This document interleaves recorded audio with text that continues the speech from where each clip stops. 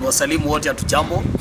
Jina langu ni Patrick Wahome Safe, mkazi wa Thingithu Ward, Majengo ya Baraka Stadium area huko kote.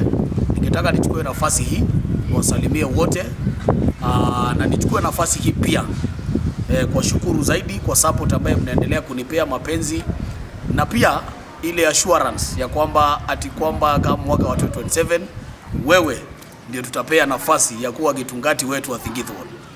Haya, on top of that, ndani nichukue nafasi hii niwakaribishe wote this Saturday na Nyuki, the truthful man, His Excellency Rigathi Gachagua, jamaa ambaye tunajua uwaga anaongea, watu wote wanasimama Kenya kwanza, wale wakora, atakuwa hapa na Nyuki Town, akuja zungumze na sisi, atuongeleshe. Kwa hivyo vile ambavyo tunampenda na vile ambavyo tumeendelea kumsupport, tutokee kwa wingi tumsikize.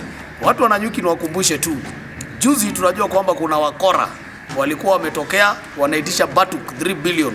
MCAs wetu wanaitisha milioni 500, na wengine pia wakora wengine wanaitisha 500, hiyo ingine bilioni 2 ipelekwe kule Ikulu. Truthful man akasimama akapasua mbarika na batuk ikapewa license na ikarudi. Kwa hivyo tuko na mambo mengi mazuri sana ametufanyia na Nyuki, na tuko na reasons zote za kutokea kwa wingi kukuja kumlaki na pia kumsikiza, kwa sababu ni mzee ambaye tunampenda na tumemheshimu sana, His Excellency Rigathi Gachagua. Karibu sana Laikipia, na Laikipia nataka kukuambia haswa na Nyuki ni bedroom yako.